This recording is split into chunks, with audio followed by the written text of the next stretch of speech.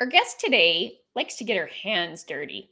In fact, I teased her one time that she likes to play in the dirt, but she wants her products to take center stage in your living room. Kate Waugh is the owner of Fat Plant Farm here in Regina, and she's going to tell us her story about how she decided one day to wake up and spend her days playing in the dirt. It kind of sounds like the dream job for my kids. But retail is tough. And so we're going to hear from Kate how she's been able to cope over the last number of months with COVID, but how she's also been able to build a thriving business. And I'm hoping she's going to talk a little bit about the success she's had on Instagram, because if you haven't been to her Instagram channel, you need to go. Her Instagram channel will leave you running to the plant store to stock up. So, Kate, welcome. Thank you for being here. Thanks for having me, Barb. It's a pleasure to have you here today. And tell us a little bit about yourself and how you decided that, you wanted to have a plant store. How did that all come to be? Okay, I have to say it's been quite a slow journey. Just being the person that I am, not a big risk taker. So we're like coming to, I guess, create this plant shop was a little bit of, an uncomfortable journey for me. I went to school in Saskatoon and graduated from the College of Agriculture with a plant science degree. So I didn't know that. Yeah. I didn't have any intentions of starting my own business. I was going to graduate and just, have a career within that field. And I did that for a few years, of course. And that was just kind of my idea of success, that pressure of graduating from university and then being able to, I guess, have a career in that field was my goal. Okay. I, of course, got married and we were living in Saskatoon. My husband and I had a baby. And at that time I was working within my field. And right before my maternity leave was up, my husband got a job back in Regina. So we moved to Regina.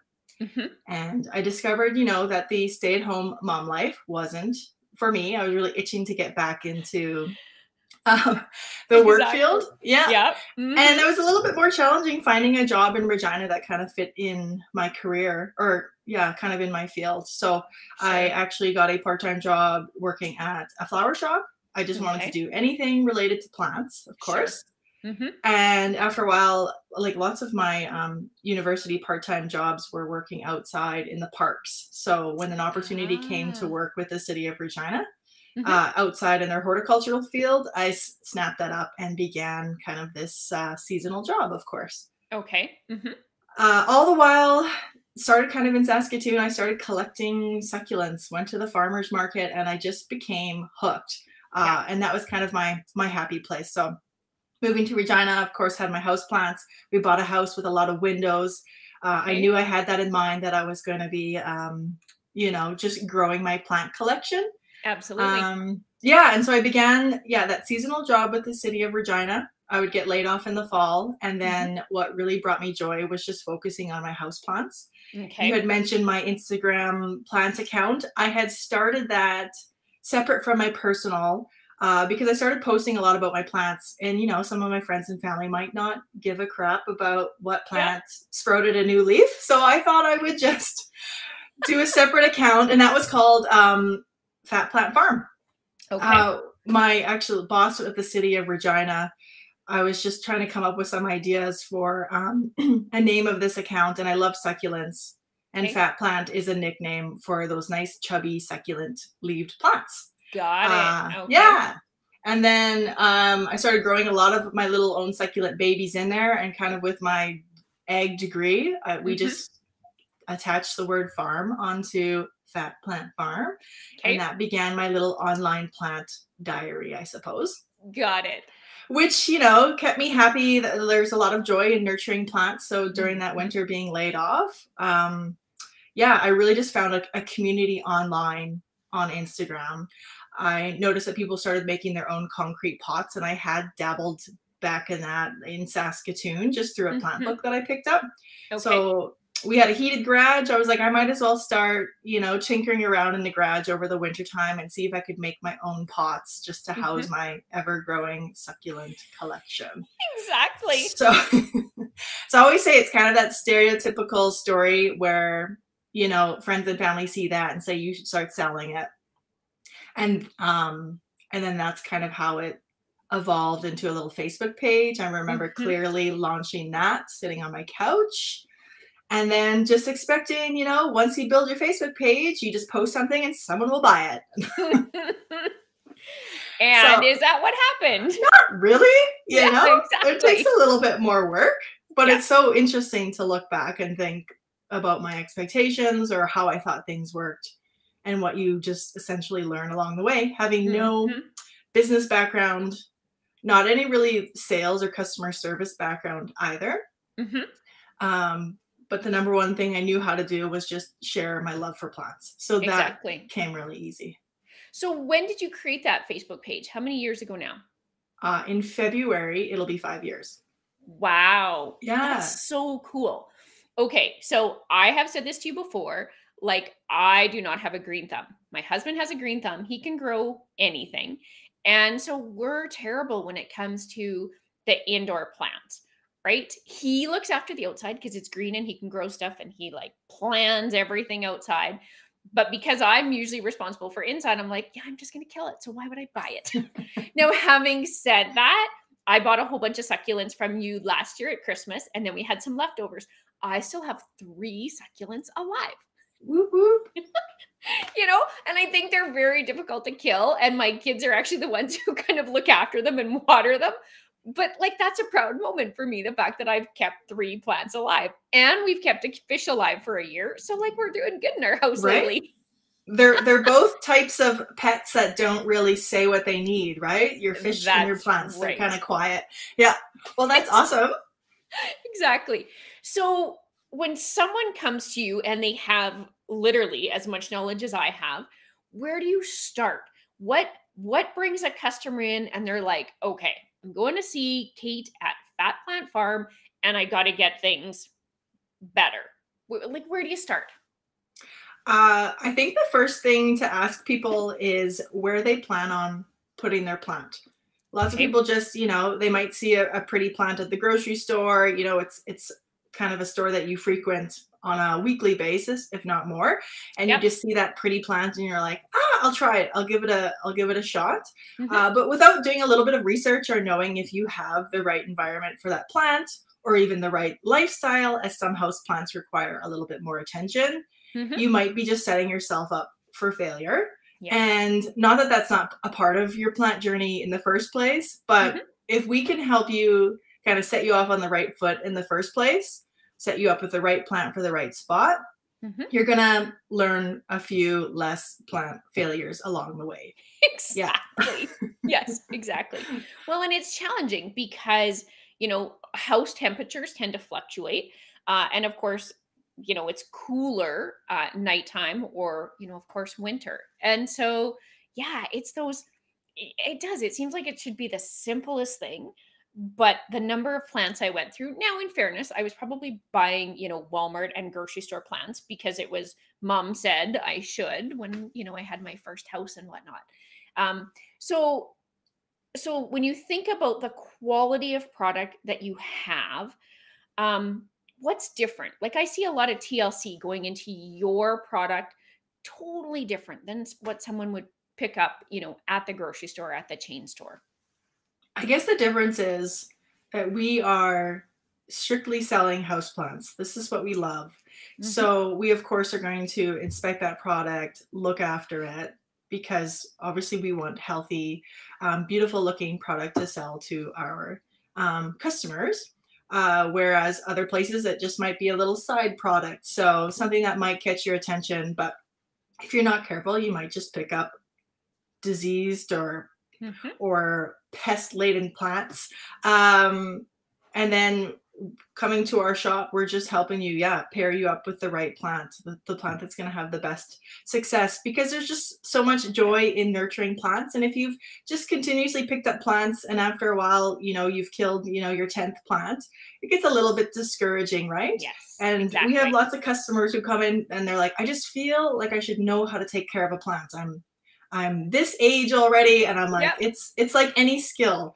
Just because, you turn 25, 30, 35, or even, 40, it's not a skill that just naturally comes with age. It does take a little bit of research, and the best thing is experience. Yes. And I always say to people, if someone has a house full of plants, they have also killed a house full of plants, like there's just so much to learn in those kind of unfortunate plant failures, but Yes. from there you can just take that knowledge and apply it forward. Exactly. Well, and it's funny because as I'll say a homeowner, you kind of have that belief that, well, okay, we have a house now, so now we need the plants and now we need this, right? And yeah, as I say, our plants didn't make our last move. I think some survived and some we just said, not even trying. So our plants didn't make the move with us. And then when you move into a new house, you're like, yeah, we got to get the plants. Oh, then other things come up like, kids. Well, then you got to get the plant, right? And so life keeps happening. But one of the things that I think about when I think about your business is, yes, you sell plants and pots, but what you also sell, of course, is beauty. Because when you have green in your home, there's numerous studies that talk about how it helps people relax, it reduces anxiety, right? And so it's really about the quality of living too, which, I don't think people consciously say, I want to beautify my living room, or they might, but it's like, I need plants. We just all have that natural yearning for outdoor, and especially in our province where outdoor is a 6-month thing and indoor is a 6-month thing. Oh, it's like we always say, bring the outdoors in. There's a reason why, like that first day of spring, you're just itching to get outside. I always say you're not flocking to a parking lot, you're flocking to a park, because trees, grass, all that feels so good. You're so just like connected to nature that, when you do spend half a year indoors and everything outside is just no longer green, I think we just crave that connection with nature. And by bringing houseplants into your home is one way to just help us overwinter ourselves till we can get back outside. Yeah. So how many houseplants do you think you have now? I don't know. That's what I thought you would say. There's only, I'm in the spare room, so we're redoing our office. So I am just like upstairs in a bedroom. But I've got 3 plants in here, and I can see one out my window, or one out the doorway here. But I don't know. It depends how you count. Is it how many plants in a pot, or if you have, I would say, in the hundreds. Yeah. So many women, when you ask them how many shoes they have, you kind of get that kind of answer. Yeah. But for you, it's plants. Yes. Right? Absolutely. Yeah. For me, it's tech. If there's like a new tech thing I can buy, I'm like, no, it's like shoes. I don't need shoes because we're in the middle of COVID. So I have tech instead. Yeah. Yeah. Whatever brings you joy, right? Exactly. Yes. So you started your Fat Plant Farm diary on Instagram, and it has exploded for you. I have no idea how many followers and stuff you have, but talk about that journey, because you said something interesting to me last week when we were talking, and you talked about inspiration, which a lot of content that we see in social media isn't necessarily inspiring. So talk about your Instagram and how you use it and how it inspires you and your followers. Yeah. So I started that account as kind of my houseplant journal. My grandparents kept a photo album, and I keep an Instagram account. Yes. So to have built a little bit of a community, just sharing my own houseplants, and then to have slowly evolved into a business, I did not want to go from, hey, here's my new plant, to, hey, buy this plant. Right. So I wanted to keep it obviously informative, entertaining. And again, with like oftentimes sales is a little bit uncomfortable or has that Yes. icky feeling behind it. So Mhm. if I can educate people, spark an interest, and then they want to reach out and inquire about bringing houseplants into their home, that's Mhm. essentially what we're here for. Yeah. So I try to, sprinkle a little bit of sales or if something new comes in, but for the most part, I just want people to become pumped for plants. And that's what's most natural for me is just to be able to share that. Mhm. So yes, we've transformed or kind of, yeah, moved into a little bit more of a business account, but I didn't want to um, make it into a sales pitch every time. Besides, I find like that's not why people are going online. Mhm. In the first place, like that's not why I'm going online is to be advertised to. So uh, Exactly. I knew I had it bad when I would be on my phone on a coffee break working with the city, and I would just be scrolling through and looking at succulents, just looking at pictures of plants, plants, plants. So I just wanted to maintain that, I guess, on our Instagram feed and keep that Mhm. plant conversation going. Exactly. Well, and you know what's interesting to me? Because I agree 100%. People don't go online or to social to be sold to. They go to be educated and entertained. And I find almost any business who makes that their approach, I want to educate you, I want to entertain you, you naturally start to gravitate followers when you're helping people versus, here's what's in stock and, be sure to get here by 5 o'clock on Friday. Yeah, it might work, but there has to be a solid foundation of education and entertainment in there as well, right? Yes. Well, and that's the thing. You have to provide value because you can buy plants, around every corner. So, what is something that we are doing different? And Mhm. hopefully, by us showing like how much we are just insanely passionate about plants for, Yes. will just kind of create that customer base that way. Exactly. So when did you guys open a retail location then? So the diary started 5 years ago, but when did the farm actually open? So, yeah, for a couple of years, I just worked out of our garage, and that's where we Mhm. poured the concrete pots and did a lot of Ah. the handmade markets, Mhm. farmers market, the Cathedral Arts Festival. That street fair was one that we attended every year, which was just a blast to be outside. Yeah. And then eventually, just working from home and it just became like a little bit of a wall. It was hard to grow. Like I just really wasn't enjoying working from home anymore. But I was Mhm. also really, really nervous of where I would go. But I happened to have a friend and a fellow business owner who were looking to have someone sublease their space that they outgrew. Ah, okay. And that was the Ultimate Deck Shop. And they Okay. have the space on McCare, which we're currently in. And they said, "Would Mhm. you want to take over our like sublease from us for 1 year?" And I thought, "Hey, this is Right. an opportunity to try it out, see Yep. where it goes." Again, I'm very low risk, and that is Yes. just that was a way where I was like, "Okay, if it doesn't work, I've got 1 year, and Yes. then we'll go from there." So, Exactly. um, and at that point, I had to eventually, tell the city, like, just to quit my horticulture job because I tried to Yeah, do you both. Oh, you did? Oh my goodness, So, how did that go? it was busy and it just wasn't sustainable. Mhm. I tried to take a really early shift and start work at 5 a.m. so that I could be done at 2 or 3 in the afternoon to go home and pour concrete so that when my husband and daughter came home, like, you had a little bit of time with them, and then I would head Mm, out back to the garage. So having your work at home, I mean, it's hard to shut it off. So it just mhm.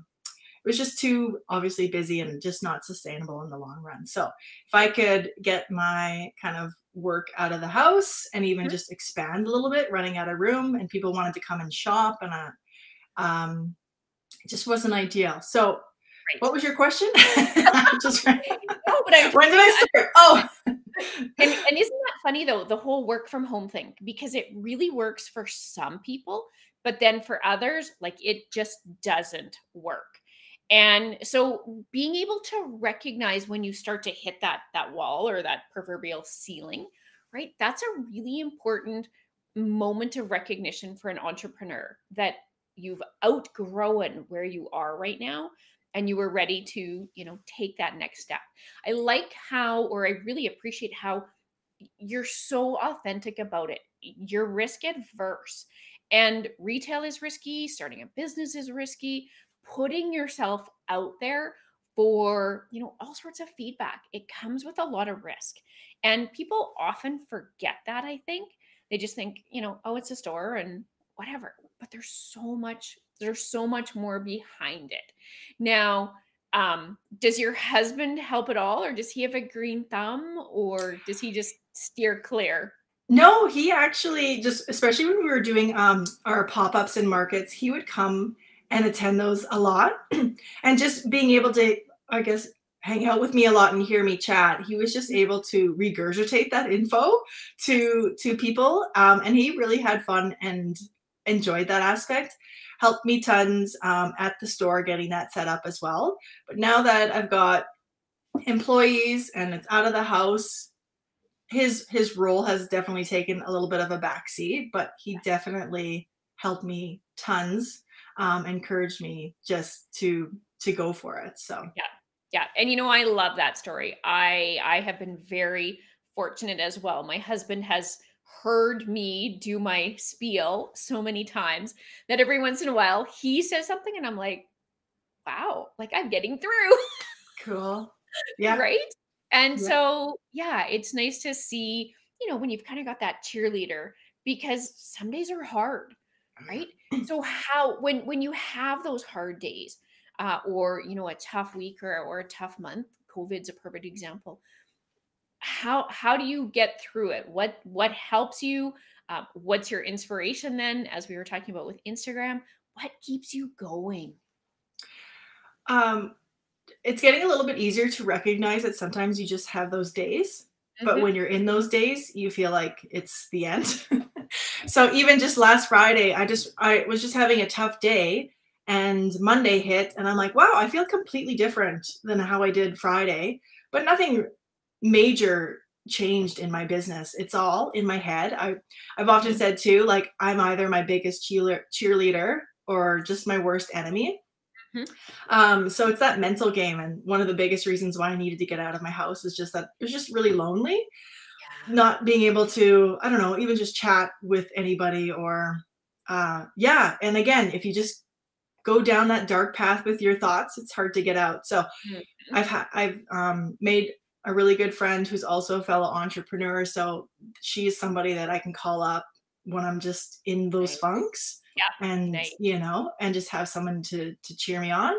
And Mhm. the days that I feel like giving up, it's just a matter of time when I just look at my plants and I'm like, no, I just love you guys too much. You know, it's just that inspiration, right? And then to be able to get back out there and share just how I find so much joy Yeah, in just nurturing houseplants. So it's just exactly. a little bit of, I mean, everyone says it, that roller coaster ride. Mhm. And it's just recognizing, where you're on it at certain points. Yes. And I think as a business, you were, I don't want to say prepared for COVID because no one was prepared for COVID, but you already had an online presence. You were already promoting a lot on social. So you didn't have to play that part of the catch up. And I think I remember you telling me that you guys went to online or like curbside delivery or something fairly quickly, didn't you? Yeah, so mid March, obviously, yeah, we shut down and I thought, uh-oh. I was like, if people are hoarding toilet paper, I'm like, Mhm. they're not hoarding plants. So, um, like a lot of businesses, I'm sure they had similar feelings where I'm like, oh, I'm in trouble. This might be it. Like, no one's going to be looking after plants. But there was just an overwhelming like amount of support where people were reaching out and obviously our doors were closed but people were still wanting to buy plants and it was just me at that point as my staff just voluntarily just wanted to stay home. Mhm. So I understood that. So just trying to run the store by myself was insanely just busy, Right. and trying to almost personal shop with customers on Instagram and Facebook just wasn't efficient. So I'm like, Mhm. I need a online shop like yesterday. It was always something I wanted to do just to be able to show people what we had in stock and if they felt like driving because Mhm. we're a little bit of a destination location. Yeah. Um, so there was nothing like COVID to light a fire under our butt and get that website up. Exactly. No kidding, hey? Yeah. Yeah. And now it's just the constant. It's just, it's a part of our business. So Exactly. So believe it or not, we are just about out of time. So could you share with everyone who's listening, like where they find you online, what your channels are? Can you share that information with everyone? absolutely. Yeah. So you can, I guess, check us out online at fatplantfarm.com. And if you're on Instagram and Facebook, you can also just search Fat Plant Farm. And if you're in Regina, come visit us at 1817 McCarra Street. So you guys are back open? Yes, we Awesome. opened our doors in June. Yeah. And that's got to feel a little bit like, I'll say, coming home for you to be able to see your customers again and be back in your store It and was stuff like that. it was a strange couple of months just to almost just fulfill orders but not interact with anybody Exactly. except for online. But yeah, it was weird. So it's so lovely to have everybody back in. I bet. Excellent. All right. Well, we are out of time. So, Kate, I have to thank you for joining me today. I love talking about your store and being in that space. And one of these days, I'm going to be like, Kate, fix my house. Yeah. It Be couldn't happy be to less help. green. If you would like to be a guest on the show, you can email me at barb@googlegirl.ca or reach out on Facebook and Instagram at Above the Fold CA. And just a reminder, you can even submit your questions in advance of the show just on our Facebook page. That way I can ask our guests some hard questions. So I'm your host, Barb McGrath, local business owner and Google Girl. Remember, you worked hard for your success. Don't keep it a secret. Bye for now.